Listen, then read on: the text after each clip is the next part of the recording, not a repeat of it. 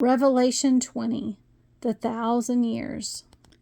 And I saw an angel coming down out of heaven, having the key to the abyss and holding in his hand a great chain. He seized the dragon, the ancient serpent, who is the devil, or Satan, and bound him for 1,000 years. He threw him into the abyss and locked and sealed it over him, to keep him from deceiving the nations any more until the 1,000 years were ended. After that, he must be set free for a short time. I saw thrones on which were seated those who had been given authority to judge, and I saw the souls of those who had been beheaded because of their testimony about Jesus and because of the word of God. They had not worshipped the beast or its image, and had not received its mark on their foreheads or their hands. They came to life and reigned with Christ 1,000 years. The rest of the dead died.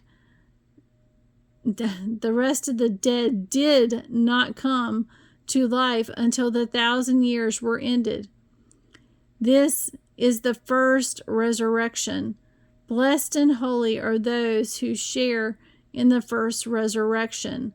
The second death has no power over them, but they will be priests of God and of Christ and will reign with him for 1,000 years. The judgment of Satan. When the 1,000 years are over, Satan will be released from his prison and will go about to deceive the nations in the four corners of the earth, Gog and Magog, and to gather them for battle. In number, they are like the sand on the seashore. They marched across the breadth of the earth and surrounded the camp of God's people, the city he loves. But fire came down from heaven and devoured them, and the devil who deceived them was thrown into the lake of burning sulfur, where the beast and the false prophet have been thrown. They will be tormented day and night forever and ever. The judgment of the dead.